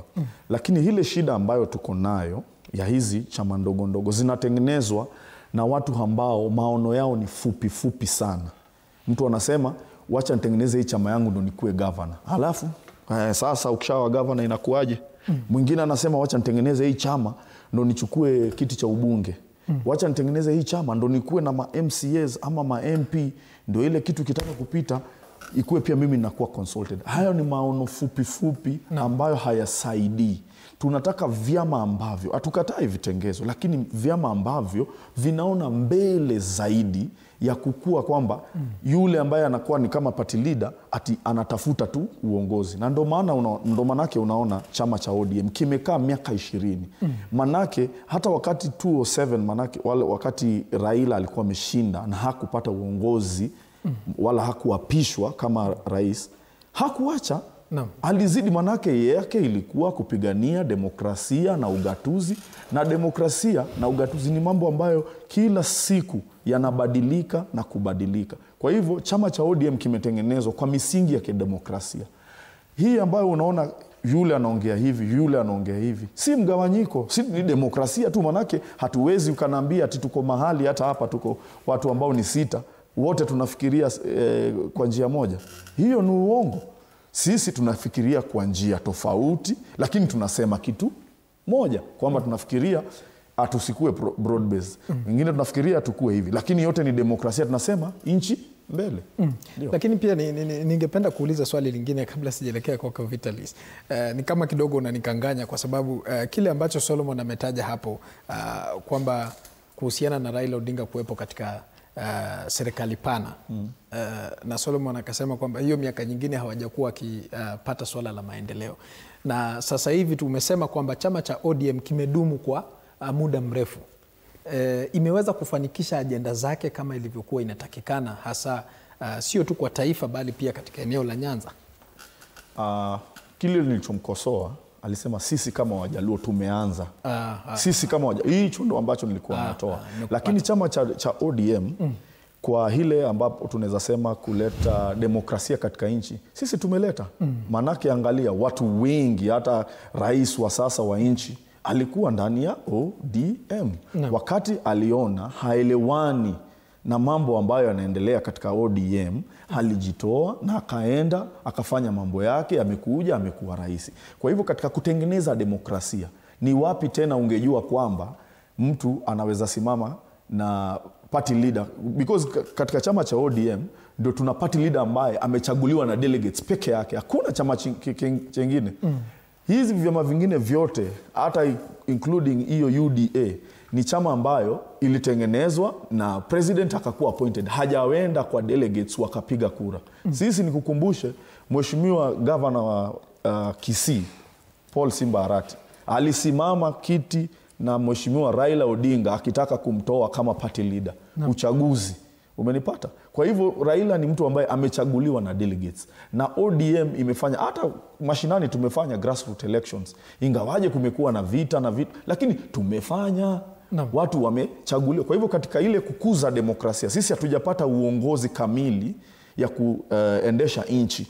Kwa hivyo hapo hatujafanya, lakini kukuza demokrasia ile kwamba tunaweza tukatofautiana na ukaenda na tutasalimiana, hiyo sisi tumefanya kama chama cha ODM. Naam. Yes. Asante sana kwa kauli hiyo nzito. Vitalis, umesikiliza vizuri mkuu hapo. Sijui una kauli tofauti kuhusiana na swala la vyama kutodumu kwa kipindi cha muda mrefu na kuwepo na national goals. Kujibu swali lako, unajua chama kudumu inazingatia na uongozi gani, ni nani kiongozi wa chama hiyo. Na kwanza kabisa, before hata nifike pale, nataka nipongeze Gen Z ambao ni rika kama zetu hizi ambao wanaenda kuwania viti mwaka wa 2027. Kuna rafiki yangu anaitwa Honorable Maxwell Munyendo, anaenda kuwania kiti cha ubunge kule Mumias Mashariki. Mimi mwenyewe hapa Gen Z Vitalis naenda kuwania kiti cha ubunge cha Kandui. Sasa ni sisi vijana inafaa tujitume. Mwenzangu mkuu hapa ametaja kitu inaitwa hope. Kukuza hope ni kitu ya maana sana. Kama vijana inafaa tujitokeze, twende tusimamie hizi viketi. Na kwanza mimi nakashifu wananchi wa Kenya. Wananchi wa Kenya ndio wamezoea kukula hongo, wamezoea kukula rusha, ndio ndio kwa sababu inafika mahali wana elect leaders ambao present ideas zao. Sasa mwaka wa 2027 tunaenda kukula hiyo pesa. Hao viongozi ambao wako na pesa wakileta, mimi naambia wananchi wakule, lakini wachague viongozi ambao wanaenda kuweka kwa mstari wa mbele. Hii mwaka wa 2023 wakati Gen Z walikuwa barabarani, Rais Ruto alivunja ile serikali yake, akamchagua kijana mmoja anaitwa Jacob Fikirini ambaye ni katibu kwa Wizara ya Vijana. Fikirini anachapa kazi mzuri sana. Sijui kama nyinyi viongozi hapa mmeona. Tunataka ile energy. ODM huyo. Energy mzuri. Energy ya vijana kama sisi hapa. Nimesikia mkuu akisema sisi ndio enigma wa kesho. Na ni kweli kabisa. Hapa mbele sisi ndio tunaenda kuwa viongozi wa kesho. Hata si viongozi wa kesho. Viongozi sisi wanasemanga youths are the leaders of tomorrow. We are not leaders of tomorrow. Sisi ni viongozi wa sasa hivi. Shida kubwa si kwamba hata vijana wana fedha ya kuwania hizi viketi za ubunge, UMC ama nini. Shida ni wananchi wetu wana elect watu ambao wastahili. Sisi vijana tukishikana tu vizuri, tutaenda tuchukue hizi viketi, tutaenda tushinde hizi viketi. Swala la IBC vijana kutojisajili. Leo asubuhi nimekuwa naongea na rafiki yangu mzuri anaitwa Tyson Abramwe. Tunahamasisha watu. Kuna kitu inaitwa civic education. Unajua civic education shida haijafikia watu wote huko nje. Hii civic education wakieleza watu umuhimu wa kuchagua hiyo wa kuregister uchukue hiyo kura. Itasaidia hizo namba zitaweza kupanda juu. Ndio ifikia mwaka wa 2027 tutaweza kuwa na watu wengi ambao wataweza kupiga kura. Na wacha nimkosoe pia ndugu yangu hapa ambaye alikuwa anataka kuleta ukabila.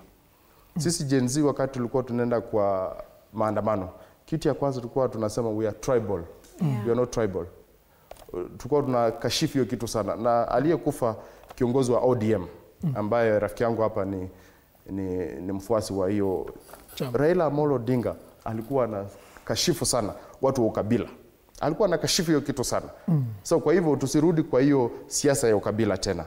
Sisi wacha tukue young people ambao wanajua ni nini inatupeleka kwa uongozi na kitu gani tutafanya. Nikimalizia, mimi nimekuwa katibu wa shule ya Riara University. Nikafanya kazi yangu mzuri pale, nikamaliza. Nimekuja nikakuwa kiongozi wa shirika la shule za kibinafsi katika taifa lote. Nimefanya kazi yangu, nimemaliza. Na bado mimi ni Gen Z. Hii mwaka 2027 bado nitakuwa Gen Z na nitasimama ubunge. Sasa hii the mentality ya kuwa vijana wezi kuwa kwa uongozoni, hiyo ni kitu mbaya sana. Sisi vijana tuko na akili, tumesoma na tunajua ni nini tunataka na nini inafaa tutekeleze kwa wananchi wa Kenya. Hayo ni maoni yangu. Shukrani. Asante sana Vitalis kwa kupiga vita dhana hiyo ambayo ilikuwa imetolewa na Solomon. Wacha tufuvuke hadi katika maeneo ya Nyahururu, tusikilize wakazi wa Nyahururu wanasema nini kuhusiana na mada hii. Laban Muhinda, kama unanipata kwa njia iliyo safi zaidi, hebu tujuze kwa kina. Na Kirobi, shukran sana, ninakupata kwa njia ya mbashara zaidi nikiwa hapa mjini Nyahururu, huku ni kaunti ya Laikipia. Na tukizidi tu kushirikisha umma kuhusiana na mjadala wa siku ya leo, vile vile ningependa kuhusisha kiongozi wa vijana kutoka kaunti hii ya Laikipia. Tusikie yeye kama kiongozi wa vijana anahisia zipi kuhusiana na hatma ya vyama vya kisiasa humu nchini. Karibu tu ndani ya TV47. Ukianza kwa majina, tueleze wewe ni nani, na je, nyinyi kama vijana mnahisi kuwa wakati umefika ambapo inapaswa muweze kutengeneza chama chenu ama muweze kujiunga na vyama vilivyopo ili mjiandae katika uchaguzi mkuu ujao? Kwa majina naitwa Florence Koskei. Mimi ni kiongozi wa vijana Laikipia, na maoni yangu hata saizi mali tuko iwe imefika wakati ama bado, tumeona vijana wakiwa mirengo tofauti. Tumeona wengine juzi, tumeona Gachagua akiwa na vijana au ni vijana wa mirengo yake. Tumeona wengine tumeona Kalonzo na vijana mahali. Kwa hivyo tukisema wakati haujafika tutakuwa tunajidanganya. Kwa hivyo tutajipanga, kama ni hao wenye wako na chama zao tuwaunge, kama ni kutengeneza yetu, nadhani hii ni wakati mwafaka. Yes. Wewe kama kijana unahisi kuwa vyama vya kisiasa vinapoundwa humu nchini vinazingatia maslahi ya mwananchi au ni kwa sababu ya maslahi ya wanasiasa wenyewe? Vyama ni kwa maslahi ya wanasiasa. Hakuna mahali chama inasaidia mwananchi. Chama ni gari ya kupeleka wanasiasa wafike mahali wanataka. Hakuna siku tumeona chama fulani imefanya project fulani. Kwa hivyo haisaidii mwananchi, inasaidia mwanasiasa. Na ndio maana raundi hii vijana kidogo tunaambia watu, vijana wenzetu waache kuzingatia vyama sana, wazingatie uongozi bora. Yes. Na hili swala la kuwepo kwa vyama vingi humu nchini, unahisi kuwa uwepo wao unaweza kuhakikisha kuwa demokrasia imezingatiwa? Ya, inasaidia sababu kitu ya kwanza, Kenya tuko na demokrasia, na demokrasia inasema tuko na freedom of expression. And kupitia kwa chama mingi, kila mtu anaweza kuwa kwa chama yenye anafeel kwa comfortable nayo.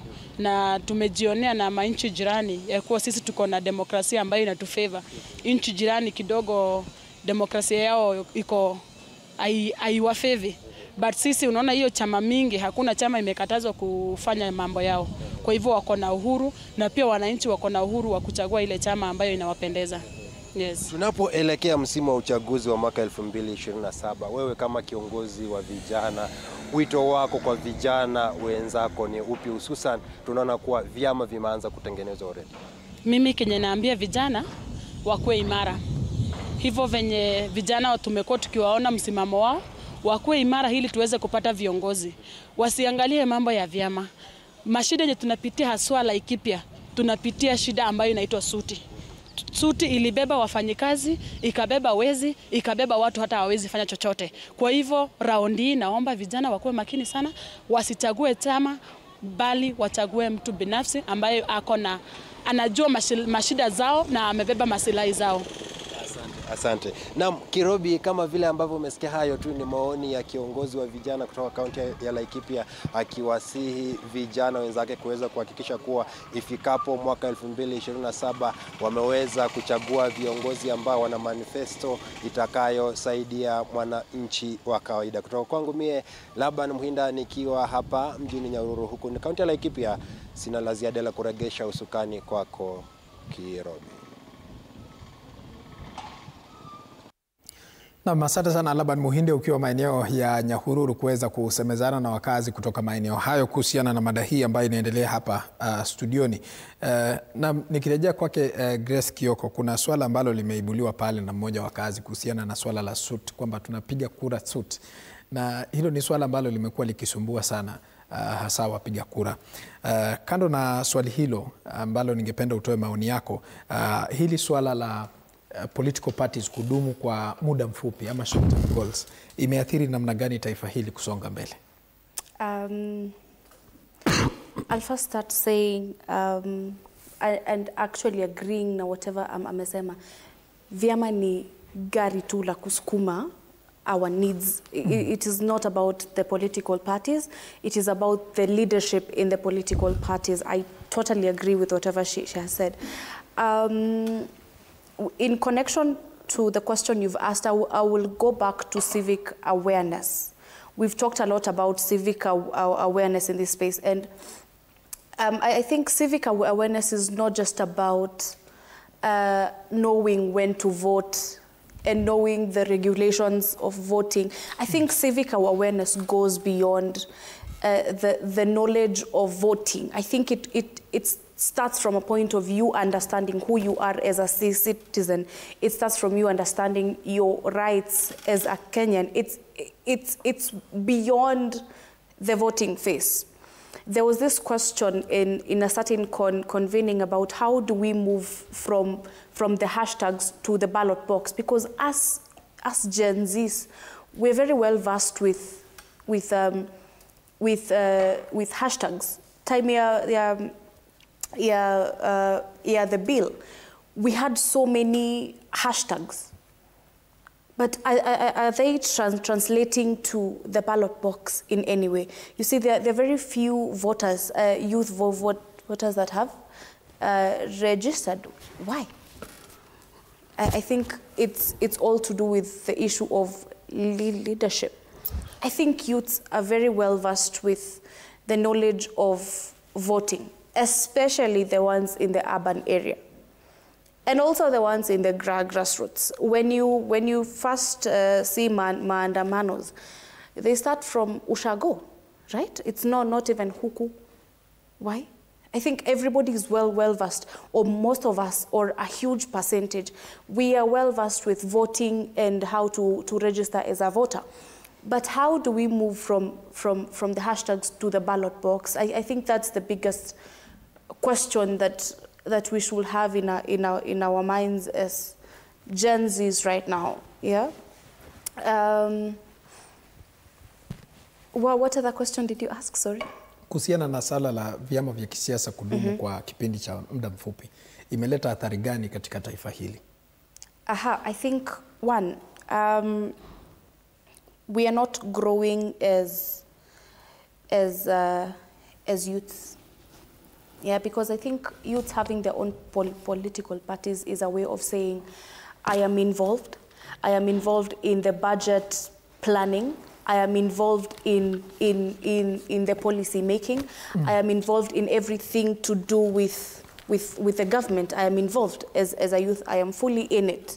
You see? I think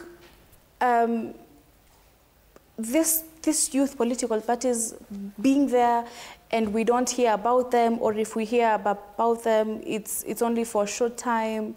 I think it's really affecting I'll say the quality of youth representation in our country. And then again, they've talked about why political parties don't last. I feel like most political parties don't have a clear strategic ideology of what they want. Yeah, I think most of them just have a political party for the name. I'll just say it in quotes, just to be heard that Nikona a political party, but what is it for? What is your manifesto in it? What are you driving at? You see, like UDA, I think the president right now, I think 80% of the reason why he won the election was because he came up with a manifesto of a hustler nation. And that is why most youths and most Kenyans, we voted. Why? Because he came up with that hustler nation. We want to hear what will thrive us. We want to hear what will involve us as a nation. It is not just empty ideologies that have no strategy in it. I think we need strategy. We need ideology. And also, again, most Kenyans follow a person. You know? Like for example, hatufuati malengo yetu na mahitaji yetu. Yes. We follow the name. Like for example, right now, if you bring me to advertise a soap, tuseme kwa mfano, hiyo sabuni kwa a very large a very large possibility is haitanunuliwa as it's supposed to. But bring a celebrity like Size 8, for example. Within two days, everybody is booking. Why? We follow the person. Sasa kama huyo anaitumia, si mimi pia ninaweza kutumia. If her skin ina glow, si yangu pia inaweza glow. You see, we follow the idea of a person and not the ideology that the person brings. Yeah, I think so. And again, someone talked about 16-year-old. It is a very good thought, but again, I beg to differ for these reasons. When you are 16-year-old, what did you know? Like when you're 16-year-old, you are in high school, right? Do you focus your mind on, I want to be a politician, or do you focus your mind on I want to study? When you're 16 years old, you barely know the career you want to pursue, or at least you have an idea of, oh, I want to be a doctor. Lakini ukiangalia kwa sasa masomo ya saizi competency based education, kuna vitu ambavyo wanafunza ambayo ni complex. Yes. Kama swala la entrepreneurship, swala la environmental conservation, mbona iwe vigumu kwa mvulana ambaye ni wa miaka 16 kuelewa masuala ya siasa na uongozi? You see, it's not about not an understanding. I think it's about getting a clear picture of what you want as a person. Because me being a youth leader, it did not just come from a point of I have seen people doing it, so I want to do it. It came from a point of understanding. It did not. I didn't just wake up in the morning and leo nataka kuwa youth leader. You see, it came from a point of understanding. It's not just. I know. It's the same way you would read an essay and you would understand and upate 30/30. Na upite exam, lakini after that, what else is it inside you? I think I just don't agree with a 16-year-old being involved in a political party. This is my own opinion.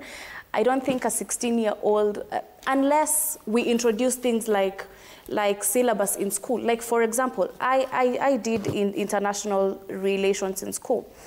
And we have a unit of politics and government. So I think in such a structure, in such if such is introduced in high school, the same way CBC introduced in entrepreneurship, sports and whatnot, it did not introduce that for them to become that exactly. It introduced that for them to have an idea of what I want to be when I grow up. It introduced that for them to have some knowledge. Yeah, if I be an entrepreneur, this and this and this and this might happen. Kuna losses na faida kwa biashara. If I am a politician, ABCD will happen. So unless the youth is really interested from a very young age, or unless there is that education in school, because I think the mentorship and the training will start from that point.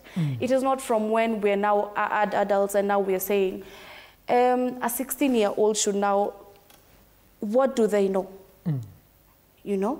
Yeah, I think we should be thinking about such things and not just be led by emotions.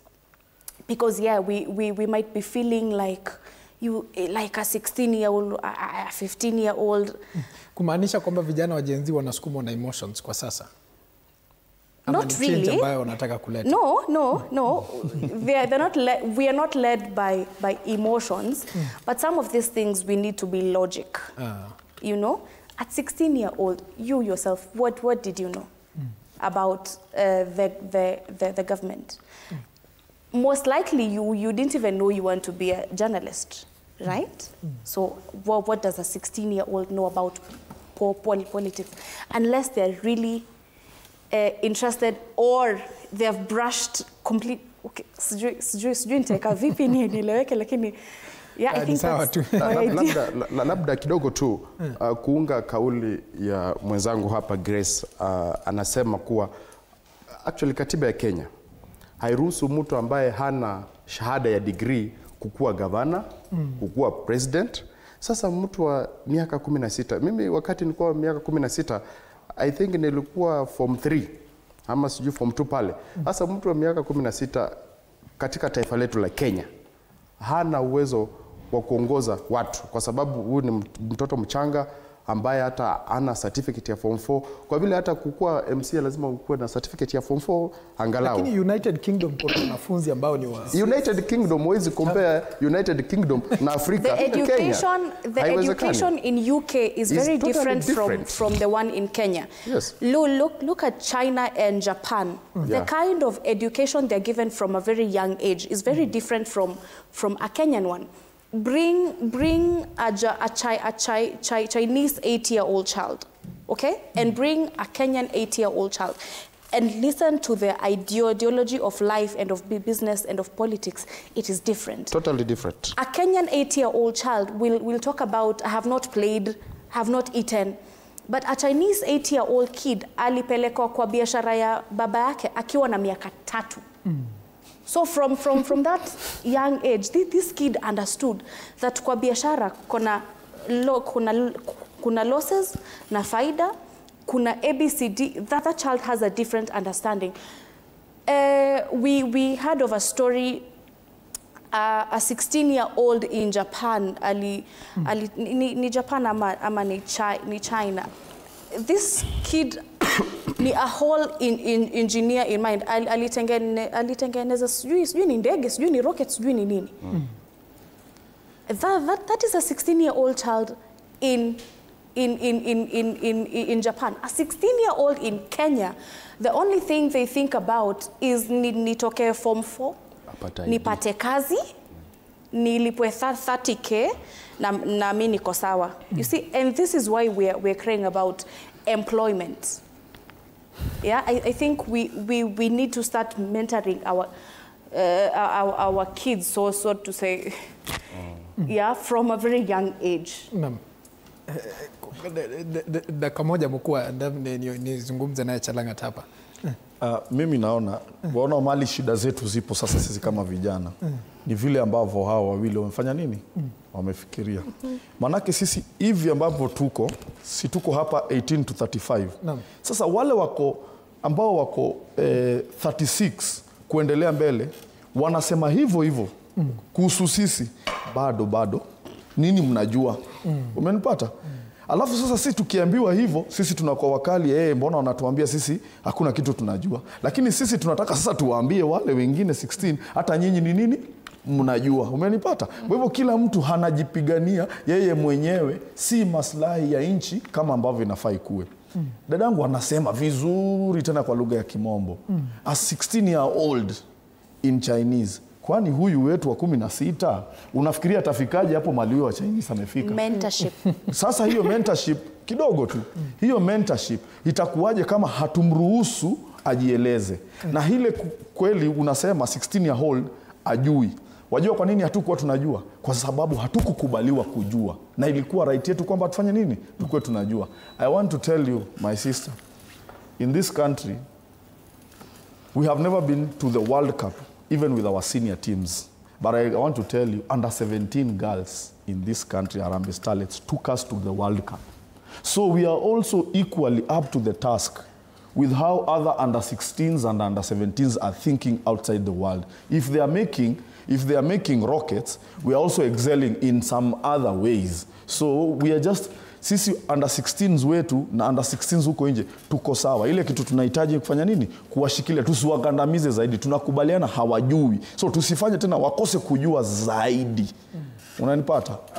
But hapo kabisa hapo dakika moja tu unajua amesema kitu ati shida. Sijaelewa shida gani ambayo amemaanisha sisi wawili tumeleta. Alafu kitu kingine wacha nimaliza kuongea. Ulipokuwa ukiongea tulikusikiza kama tumenyamaza.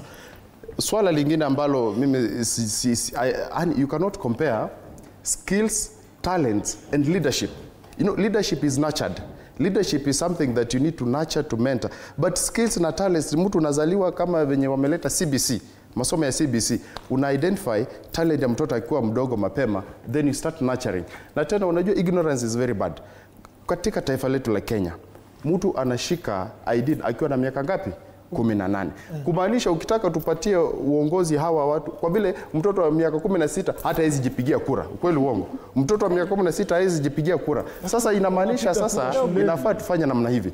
Kama anataka watu wa miaka 16 maybe waje kwa uongozi, basi inafaa bili kuje waanze kurekebisha constitution, katiba ya Kenya, waseme basi kama mtoto wa miaka 16 amefika kuwa kiongozi, basi tubadilishe katiba, mtoto wa miaka 16 ashike ID, na hiyo itakuwa process kubwa sana hadi kufika kujuu.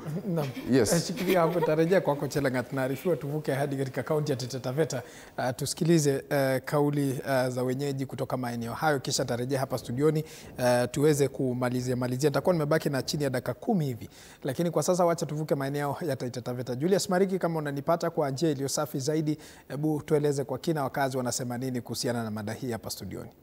Shukrani sana Paul Kirobi kutoka studioni, na leo kwenye kaunti ya Taita Taveta nimehusisha vijana kuhusiana na swala hili nzima kuhusiana na vijana na vyama vya siasa, hasa wakati tunaelekea uchaguzi mkuu ujao. Tupate kauli zao. Majina ni Don Mwashigadi, ni mkaaji wa Taita Taveta na ni kijana wa huku pia.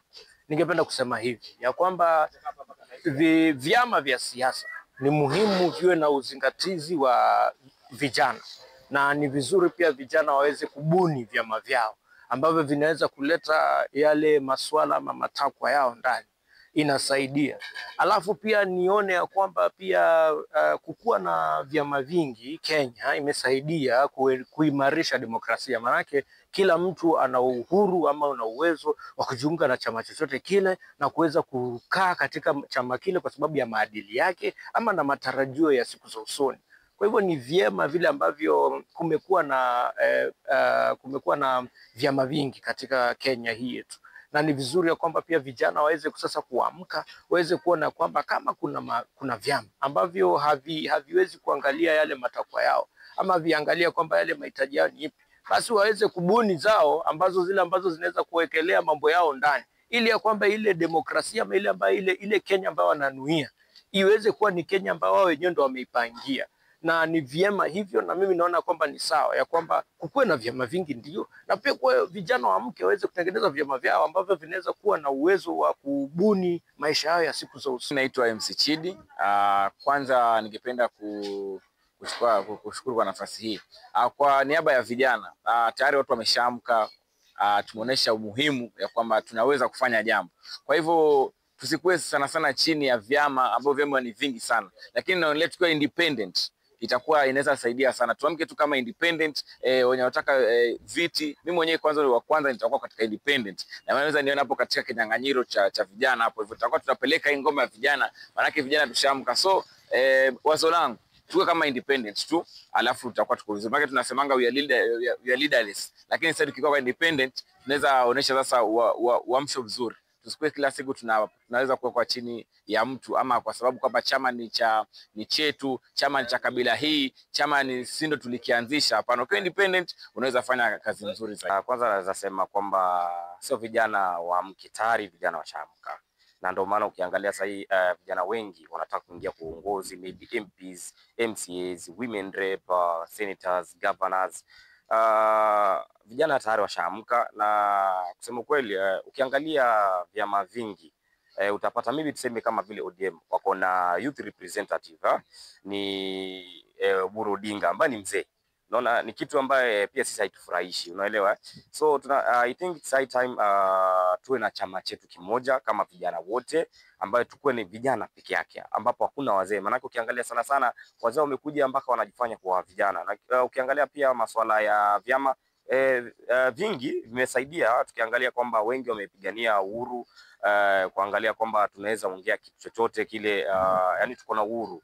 So vyama vingi vimesaidia, na naona pia ni mwamko mpya.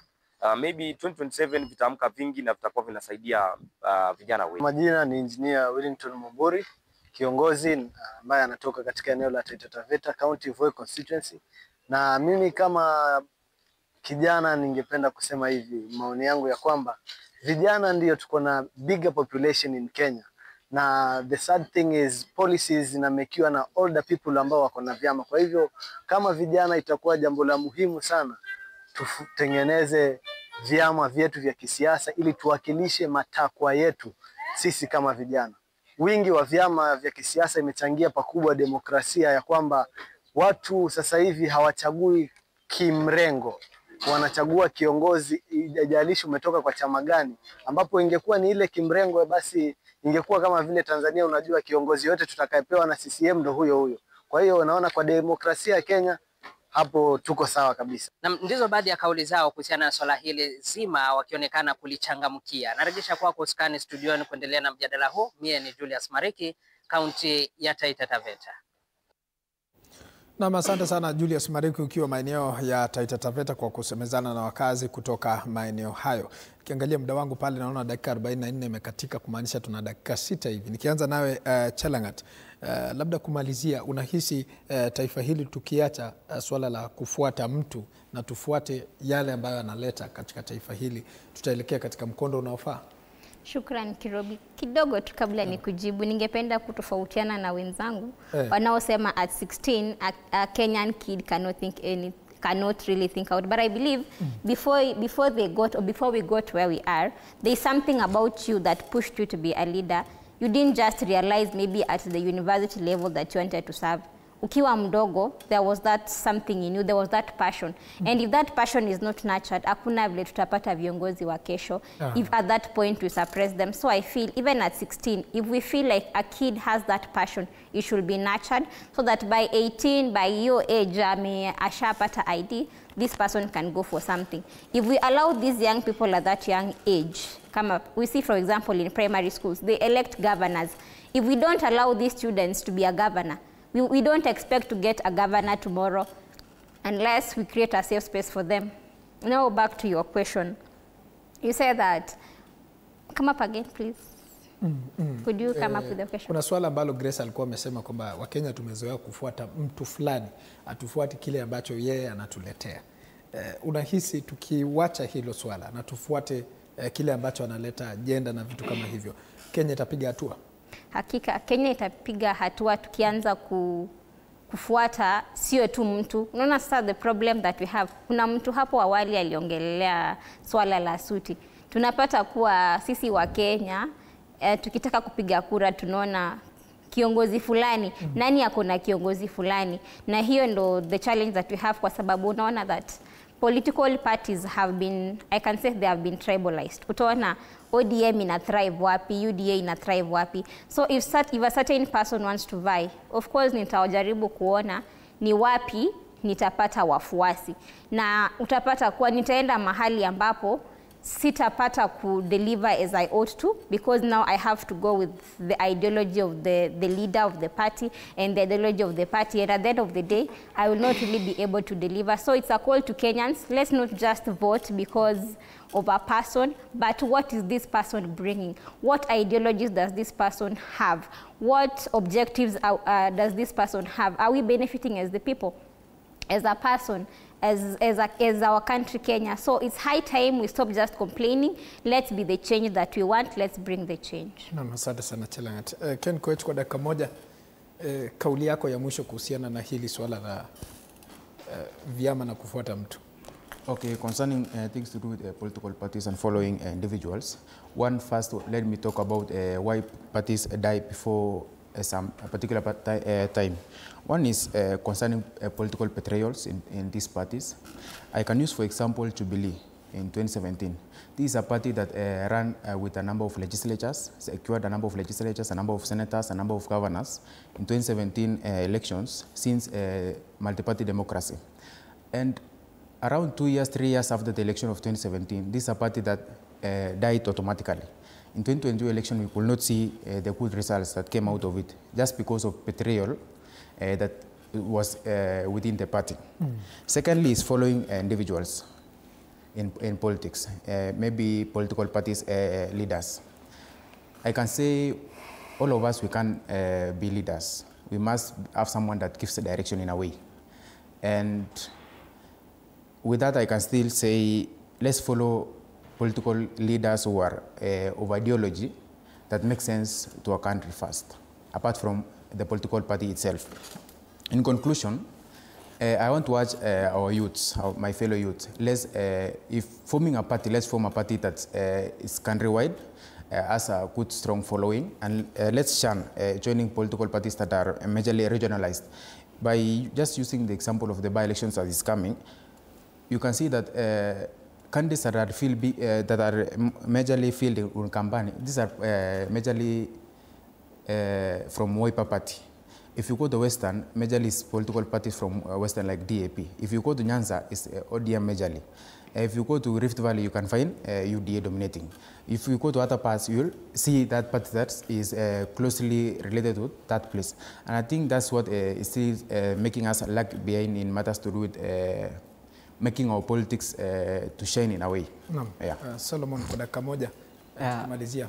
Asante sana. Tukimalizia kwa dakika moja, ya kwanza ningependa kusema mimi ni kiongozi ya kitaifa, ni venye nikiongea hii mambo ya Raila roho udunda na naweza pata nimeongea mambo ya Kijaluo. Sasa ningependa kuomba Wakenya wote na mayouth wote, mimi niko pamoja na nyinyi. Mimi siwezi kuwa kama yule mwingine wa ile mrengo. Mimi ni kiongozi ya kitaifa. Asanteni kwa kunisamea. Asante bwana mkuu. Mkuu, dakika moja.